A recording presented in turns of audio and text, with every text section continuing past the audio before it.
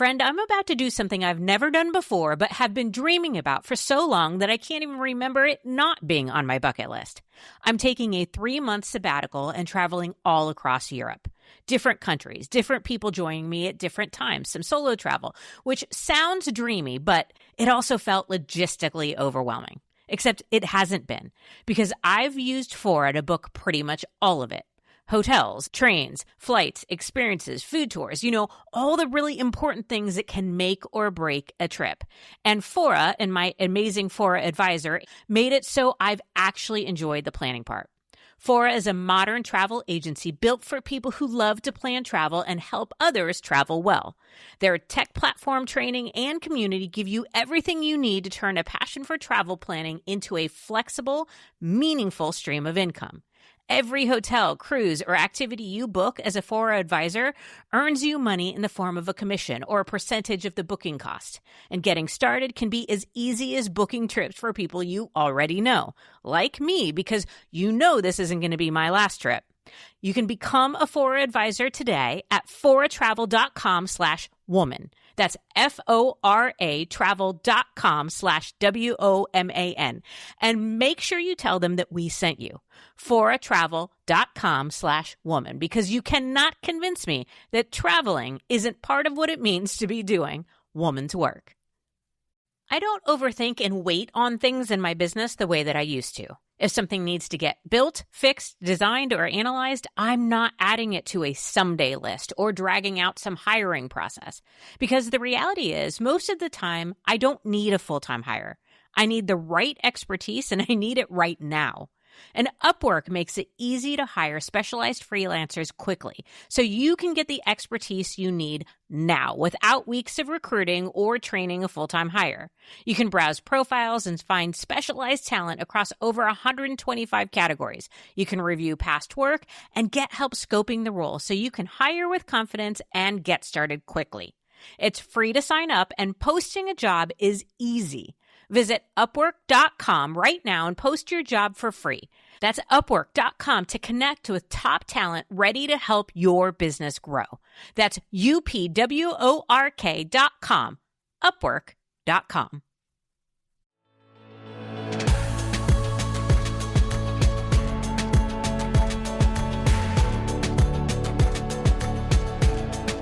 I am Nicole Khalil, and you're listening to the This Is Woman's Work podcast, where together we're redefining what it means, what it looks and feels like to be doing woman's work in the world today. And around here, we believe that you are the decider of what that means for you. Woman's work is about you living your life as the truest, realest, proudest version of you. So it could mean a lot of things, but what it will never mean is you settling. Because we've been taught to, right? Somewhere along the way, we were told and sold that asking for more is not okay. It's selfish, aggressive, cold, and calculating. That wanting more makes you difficult. That it's risky. So better to just keep your head down, work really, really, really hard, prove yourself while staying likable to literally everyone, and then somehow someone will notice and give you what you've earned. And I say all of this because I've tried all of this. And it's not just outdated advice, it's bad strategy. We've been told that the real reason that women aren't getting what they want, the reason things like the wage gap exists, is because we're not negotiating well enough. That if we just speak up, push harder, lean in a little further, everything would even out. Yeah, that's a convenient oversimplification, because it ignores bias, access, and the reality that relationships, opportunities, and influence often move through networks that we're not invited into. It ignores the double bind that we navigate, where being direct can cost us and being agreeable can cost us. So no, we're not going to pretend that negotiation is the only problem and therefore fixes everything. But we're also never going to get what we want by opting out of the skill altogether. Because negotiation, real negotiation, isn't about being louder, harsher, or becoming somebody that you don't recognize. It's about knowing how to advocate for yourself in a way that actually works. It's about influence, clarity, and yes, being unwilling to settle for less than what you want and deserve in your career, in your relationships, in your everyday life.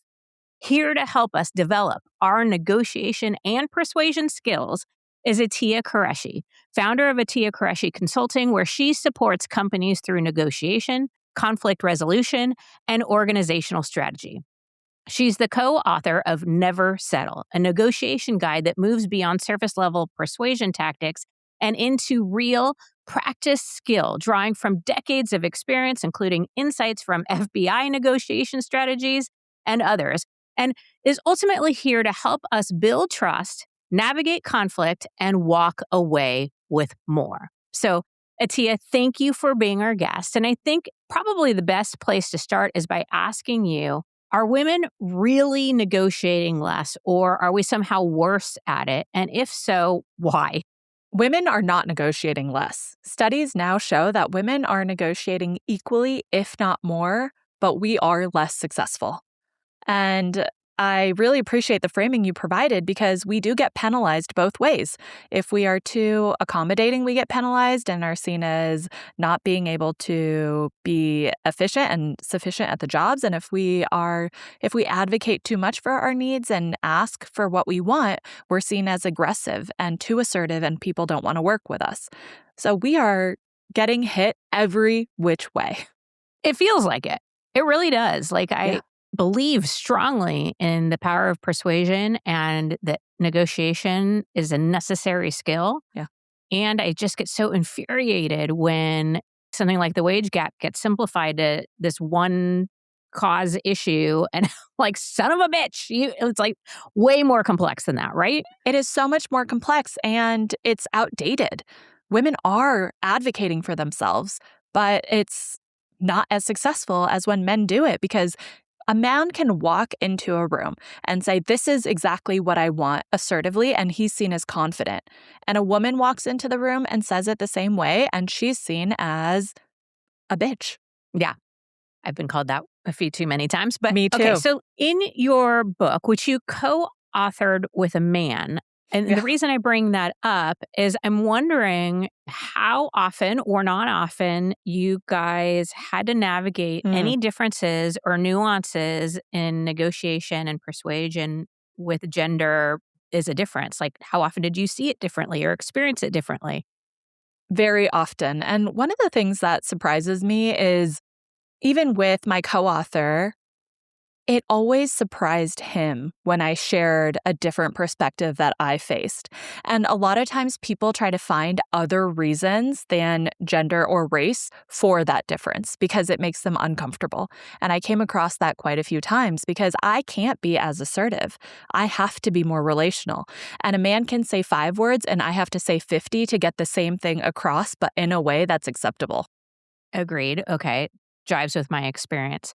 Are there actual studies that support this? Do we have examples of somebody walking into a room saying the exact same thing in the exact same way and getting very different results? I mean, I know there are certain things that can't be controlled, but I'm curious about what the research shows. Yes, the research does show this. There are some really good studies by Babcock out of Carnegie Mellon that talks about how when a woman does walk in and says the exact same thing as a man, she is penalized. And it is not just penalized with the ask, but people don't want to work with her because they see her as being too difficult.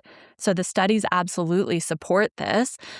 But luckily, there are other techniques that we as women can employ that are going to help us around that.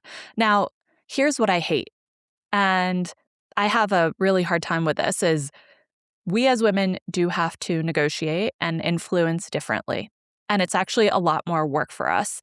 And a lot of times my students or clients are like, well, why can't I just do it the way that I want to do it? Why can't the world be fair to us? I'm like, yeah, I wish, but it's not. So let me give you the tools that are actually going to work because until we get to that fair world, I want you to get more. Okay, so I want to talk about these techniques, but before we do, I think there might be the inclination when we talk about these differences to visualize a woman walking in and negotiating with a man. And I think it's really important that we're being penalized by men, but also by women too. There are women who don't want to work with us. And I almost sometimes in my experience felt like women were harder on other women than men were on women for, and I'm just going to put in air quotes, doing it wrong or being too Mhm. aggressive or what have you. That's in alignment with what I'm seeing and what I have experienced in my own negotiations. Women have always been harder, from my perspective, on me than men have. And I think that to a certain extent, women have had to work harder to climb to the top, and that creates a sense of rigidness and a little bit of hardness.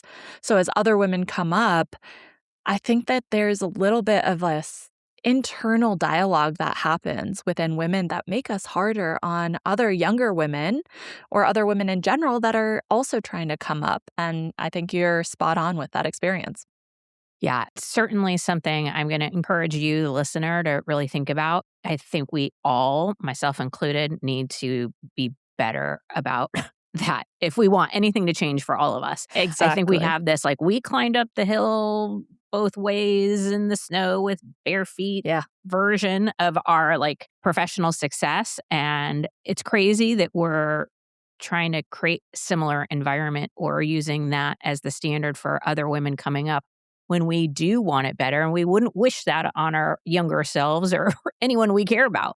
exactly. And part of it might be high expectations too. We have really high expectations for other women, and sometimes we might penalize them for not doing it the way that we think they should. And so I agree with you, but we can change the way that we interact with women who are negotiating with us, which would ideally change the dynamic over time. So let's talk about some of these techniques. Yeah. Negotiation and persuasion are both in the title of Yeah. your book. What's the difference, and is the one better than the other for us? Yeah. I think that we are negotiating or influencing dozens of times per day. It is not just those salary or promotion conversations, it's the workload conversation and the who's going to go grab lunch today conversation or the household chores conversation. Who's going to pick up the kids? Where are we going to have a Christmas this year? We're doing it dozens of times per day. And that's why we wanted to expand the title and the idea of what negotiation is, because it's not just those big ones, it's constant. And those constant ones add up to whether we are happy or not. And in my perspective, I think if we can think of things as influence and persuasion, it is particularly better for women because it sets us up long term for success. I couldn't agree more that we are negotiating or influencing and persuading all the time. And I would add that there is no better negotiator than a 2-year-old. Oh my gosh, They're so good. I just dealt it with this with my son. I have a 2-year-old and he is just an expert. It Yeah, drives teach me. me your ways. Please. Oh God. Just this morning, I was like, this is gonna be my biggest negotiation ever. It's gonna last 18 years or more, and I'm gonna fail. Yeah, no doubt. I have a 12-year-old and I can't say it gets much better. But okay, so what can we learn from our 2-year-olds, FBI Yeah. negotiators, all sorts of people about the techniques of Yeah. influence and persuasion? You talk a lot about confidence, and I love how much you speak about it. And I think that the first negotiation that we often don't think about is the internal negotiation. What's the self work we are doing before we walk into any conversation that we know we need to have? First of all, 90 to 95% of our decision making happens through unconscious emotional processing. So we are underpinning everything with emotion. And a lot of times in situations of influence, we have a spike of emotion, often negative emotion, right? We worry about being rejected. We have anxiety about the conversation. We have fear that the thing is going to be taken away or somehow it's going to become worse for us. So we have to manage and navigate that piece first, because going through that process is what's going to help us build the confidence when we get to the conversation. And from my perspective, confidence isn't innate. It's something that you have to build, just like negotiation skills, over time. And you have to improve that skill set. And one of the ways that I've found is really managing those internal conversations and those dynamics to set yourself up for success. Okay, makes perfect sense. It all happens in our own mind first, and often we are our own worst negotiators, right? Yeah. We talk ourselves out of things. All the what ifs, all the worst case scenarios. Makes perfect sense for me and aligns with confidence. It's an internal thing first and foremost. And as you said, something we get to practice over and over and over. It's not innate. It is a skill we get to develop. And because that's true, it requires a lot of practice. All right. Yes. I'm with you. Now what? Now we need to figure out what it is we actually want. You will be amazed at how many times I've run into clients, students, myself, and we don't have a goal. And just having one specific goal makes you twice as likely to succeed. And we don't necessarily think about our interests. And oftentimes we think about it positionally. I need $5,000 as a bonus, or you have to take the trash out right now. And those are positions. But what is the underlying interest? I feel alone at home and I need support. And that's the interest that we have. And if we go in positionally, it's not going to be very fruitful because what we're doing is making a demand. And influence or negotiation always has another party involved with it. So framing it as something that are your needs rather than demands opens up the door to a conversation. Stating a demand is a closed door. Okay. A lot of things in what you said. I like the distinction between having a position versus an interest and really getting underneath what is the experience I'm looking for? Or what is it that I really want? I think we do have a tendency to focus on the thing.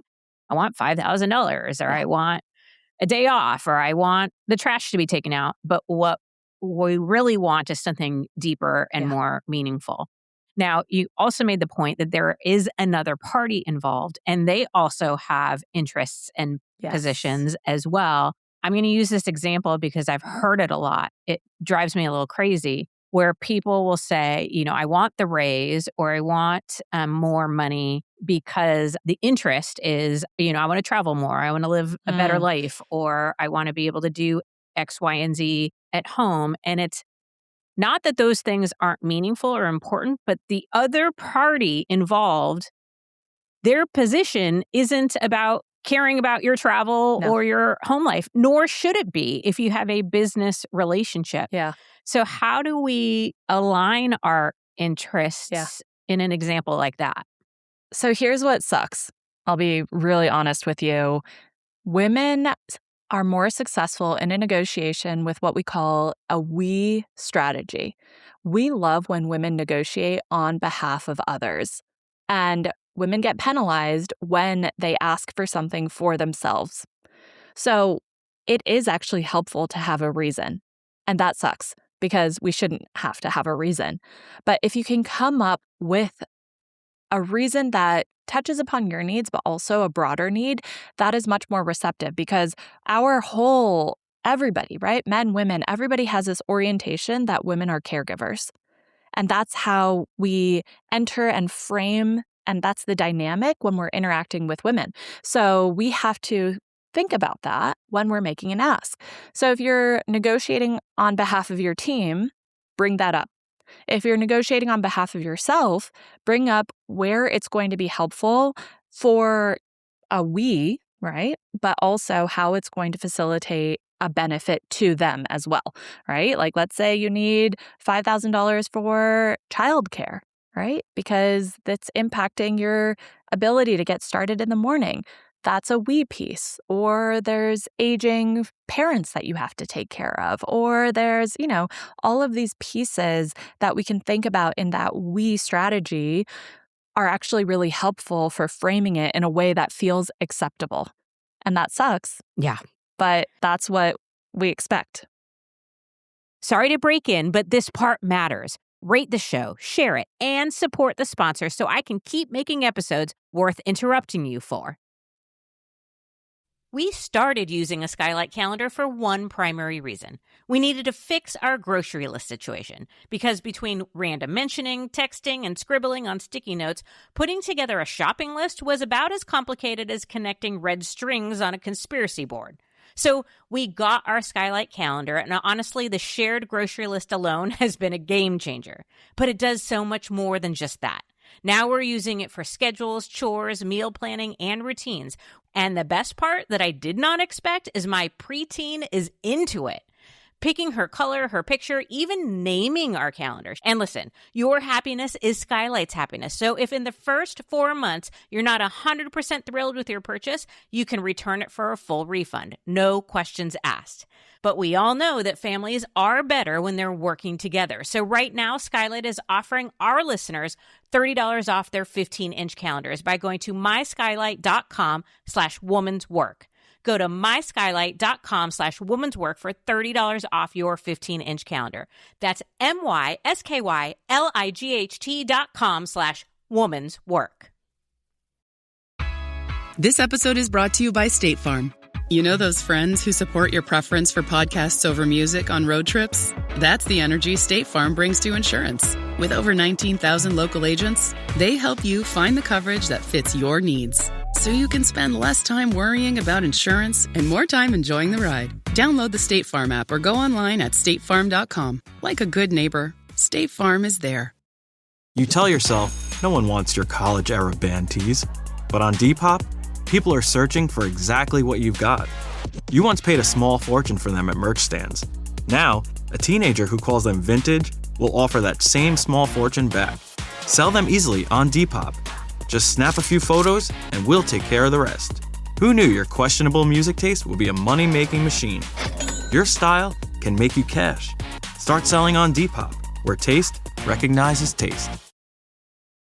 It sucks, and it's important that we are aware so that we get more and we can change the game and then not have to do that anymore. But I think our brains go to the value of the role is this. Like if I were to go get this role somewhere else, or if I can do the measurable impact of my role to the organization, therefore I have earned this salary. That's really the way it should be done. And yet we don't get to do that. No, men get to do that. We don't. We will absolutely be penalized for doing it that way. So let me take a step back because I want to touch upon that. The next piece that I want all women to start doing right now is making sure that you have a really strong relationship foundation with the key people in your life. So with your boss, with your colleagues, with your spouse, with your neighbor, right? Anyone that is going to have a material impact in your life, make sure that you have a solid relationship. And the first thing you can do today to do that is go take them something small. A cup of coffee to your colleague, a pastry to somebody that you're going to interact with today. Even a kind word can actually be a small gesture that makes people feel better about you and improves the relationship. And that's something we need to be doing over time, because when we finally do have an ask, it sets us up for success because we can almost always help somebody. It just depends on if we want to or not. So we need to make sure that we're putting the building blocks in place to make people want to help us. Now, I have a caveat here. This has to be done authentically. You can't just give someone a cup of coffee and then immediately make an ask today or tomorrow. That's just quid pro quo and everyone can see right through it. What you're doing is actually giving something without an expectation of anything in return other than a better relationship. Okay, so again, I go back to, I hate that we have to do this. Yes. And I think that there is truth universally about this. We want to help and support the people who help and support us, regardless of gender, I think. And we are in a stronger persuasion or influence position with anybody in our lives if we have a strong relationship, if they care about us or like us in some way. And human behavior, again, regardless of gender, we tend to like and care about people who like and care about us. And again, that sort of help and support feeling that it goes both ways. So on one part, I hate it. Yeah. And on the other part, this just feels like human behavior. It is just, and studies show this. There have been countless studies that show that the idea of reciprocity, the idea of giving someone something, is hardwired, and that it really does materially impact behavioral change. So men can also do this very successfully. It is just a quick tip that we can start working on right now to make people more receptive. And honestly, it's even more important for women because, again, we're seen as more relational, as more like caregivers. So having that relationship matters more for us. let's dig into what we can do before the conversation, right? We did the self-work. We thought about our emotions. We thought about what we want. We're building the relationship. Now is the prep for the conversation. So thinking through what they care about, right? What is it that if you're walking into a salary negotiation, what do they care about? Well, they want to keep you happy because replacing people is hard. They have a budget that they have to be mindful of. They probably have their own dynamics with their boss. So what does it look like if they have to go to their boss for an ask, etc. All right, there are going to be a laundry list of things they care about. The more that we can think about their interests from their perspective, the more impactful we can be. Because when we enter into a conversation and frame it in a way that we've understood their perspectives, they're going to be so much more interested in that conversation and open to it. So that's learning about their interests. Now, we talked about something that you mentioned earlier, which is data, right? I should be able to bring data, and data is actually very powerful for women in a negotiation. Go do research. We call it objective criteria or external benchmarks. Go find out what the value is on Glassdoor or Level, I think it's like Levels, or just use an LLM. And it's just going to give you a laundry list of what, for your role in your industry, what competitive salary ranges are.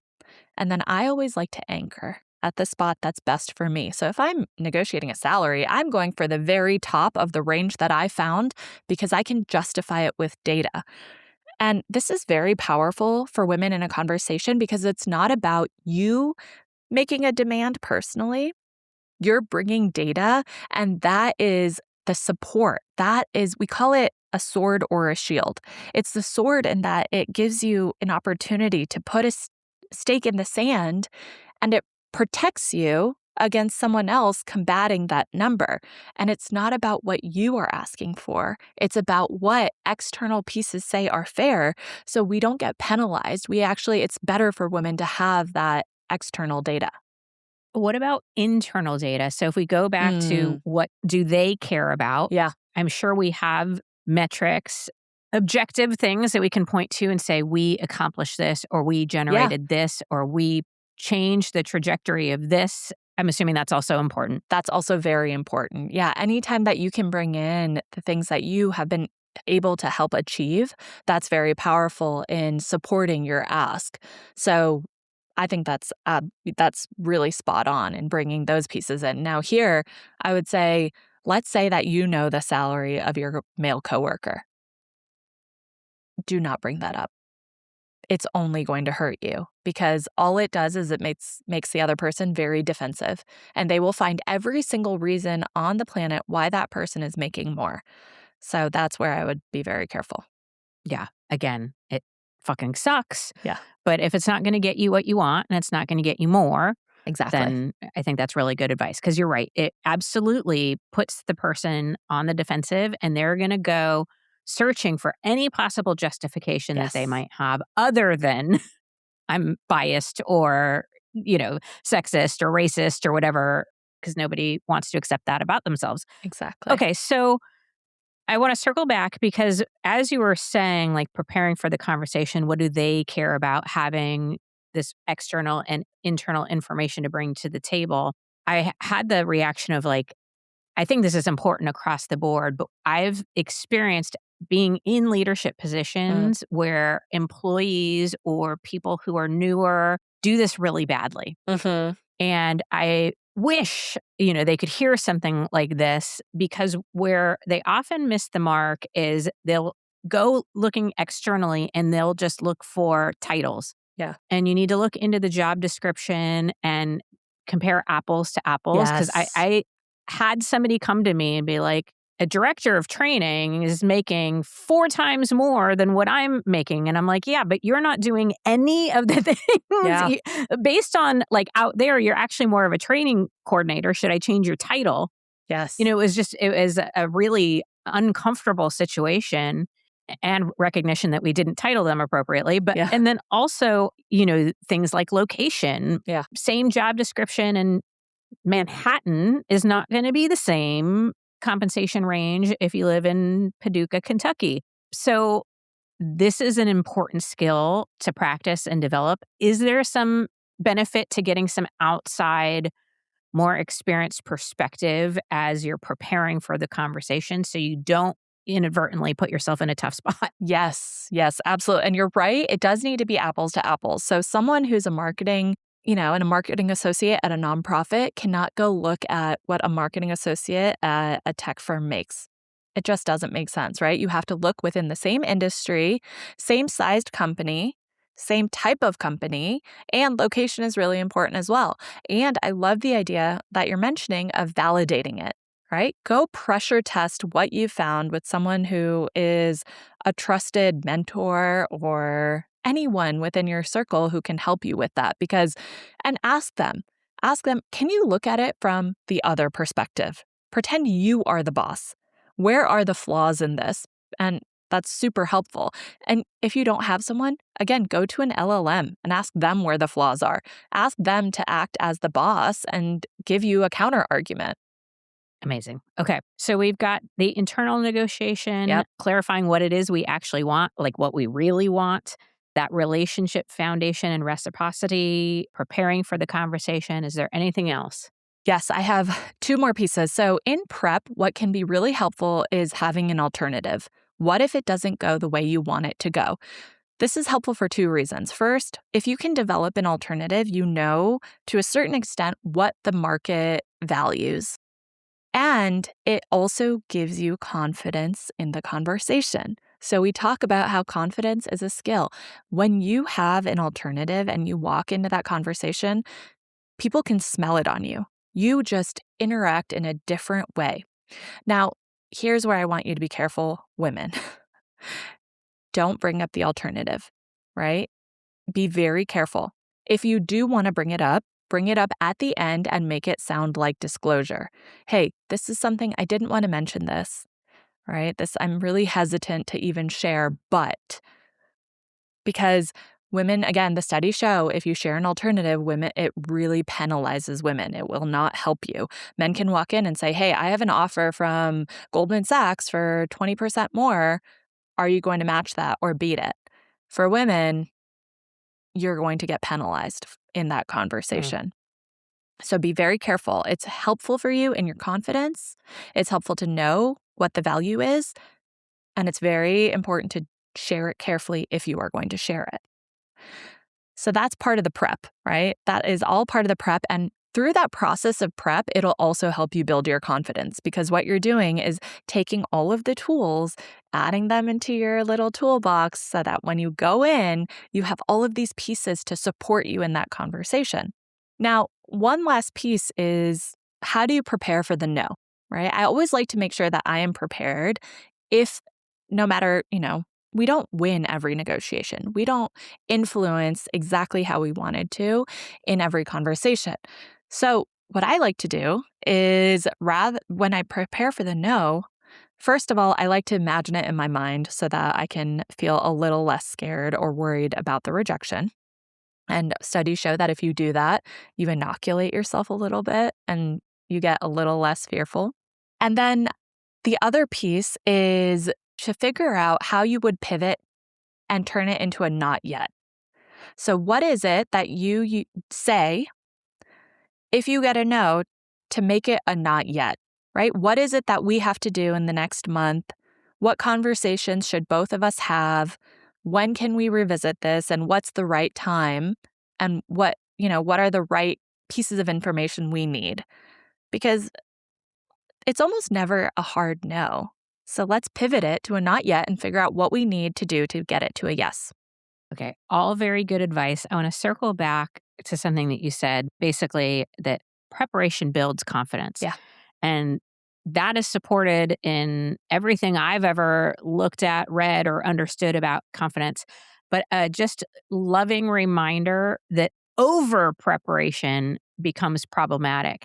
And I do think we as women have a tendency to overthink, over prepare, over practice. And so just a loving reminder that if you are stuck in inaction, then you are in the over preparing phase and you've got to just get into action in some way, somehow. So big proponent of preparation, but preparation should lead to an action. And it's so funny you say that. I think that it should lead to an action, but what happens if we're over-prepared sometimes is we walk into the room and we word vomit. And we don't give them an opportunity to speak because we're so amped up and we have to share everything that we know. But one of the biggest, most powerful moves you can make in a negotiation is active listening, because knowledge is power.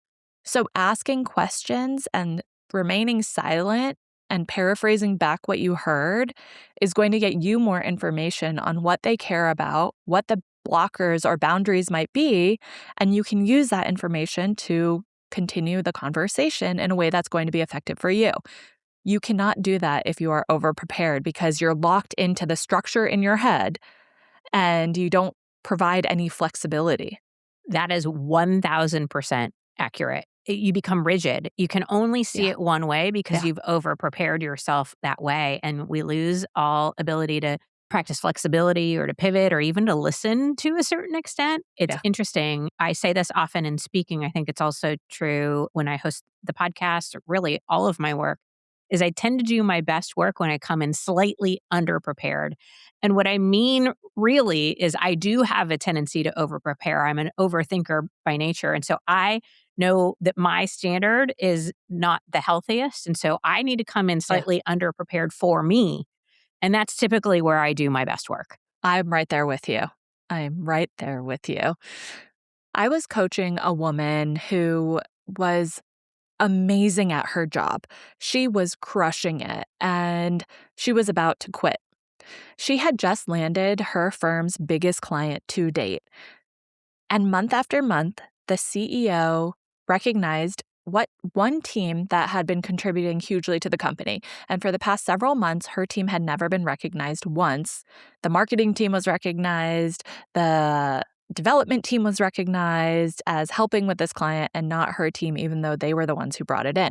And she felt disrespected. She felt undervalued. She was furious. And she came to me I'm pissed for her. Me too. And she came to me and she asked me, how do I tell my boss how fucked up this is? Right? How do I tell him that this is unacceptable, that I am the one who, me and my team are the ones who actually brought this person in, and we are being treated so poorly? I was like, yes, you can absolutely say that. But what is it that you actually want as the outcome of that conversation? Because in the back of my mind, I was thinking, you're going to get fired. And she was silent. She was completely silent because she hadn't thought about it other than that she wanted to vent all of these negative emotions out over months and months of building up inside of her. And while that might feel good in the moment, it is absolutely, all it's going to do is damage her career and her relationship. Then I didn't hear from her for a couple of weeks. And I was like, oh man, she went into her boss's office and she's fired. And then she came back and she realized that what she wanted was a recognition for her team and for it to be acknowledged that they've been passed over. And that was a conversation that we could sort out and figure out how she could have productively with her boss. And I asked her to think about it from her boss's perspective, kind of all of the tips that we talked about so far. And she went in and had the conversation with her boss. And you know what her boss said? Her boss was like, oh my God, I've been so busy with this client. I haven't even paid attention to those all hands meetings. That is actually, messed up. And he went and talked to the CEO. They were recognized the next month and it worked out really well for her. But she had to make that internal mental shift, had to think about it from the boss's perspective, and have the conversation calmly with a goal. Excellent example. I think one we can all relate to, where the anger, the frustration, the disappointment, that's in the driver's seat, and we don't take a second to stop and ask, what is it we really want here? What's the end goal? And is there a better way to accomplish that? And I'm a big venter. Sometimes we do need to vent. Just vent to somebody you can vent to, not your boss. Exactly. But sometimes the feelings build up and that happens. And so we have to self-manage that a little bit so it doesn't spew out in a way that's going to hurt us. This has been so helpful. I love every one of your steps. I wish I would have heard them all earlier in my life, I would have saved myself a lot of heartache and actually ended up with a lot more along the way. So I want to make sure people know where to find and follow you. Again, listener, the reminder that the book is called Never Settle. It's available on Amazon or wherever it is you buy books, but let's keep our local bookstores in business. Then you can also download a playbook for free on Attia's website. Again, it's attiaqureshi.com. We'll put that link and all the other ways to find and follow Attia in show notes. Attia, thank you for doing this incredibly important work, for being here today, and for helping us all get more of what we want. Thank you for having me. My pleasure. All right, friend, here's the part that I hope sticks with you. You are already negotiating all the time. Every time you say yes when you mean no, every time you stay quiet instead of asking, every time you accept what's offered instead of advocating for what you actually want. That's negotiation too. It's just not working in your favor. Because, and I hate this, but it's true, you don't get what you deserve. You get what you ask for, what you're willing to hold your ground on, what you're willing to negotiate for. And no, this doesn't fix broken systems or erase bias overnight. But opting out doesn't fix it either. It just guarantees that you get less. So decide what it is that you're available for or not. Decide what you're no longer willing to accept. Decide what it is that you really want. And then practice asking for it. Again and again and again, because every time you refuse to settle, you rewrite what's possible for you and for everyone else. And that, my friend, is woman's work.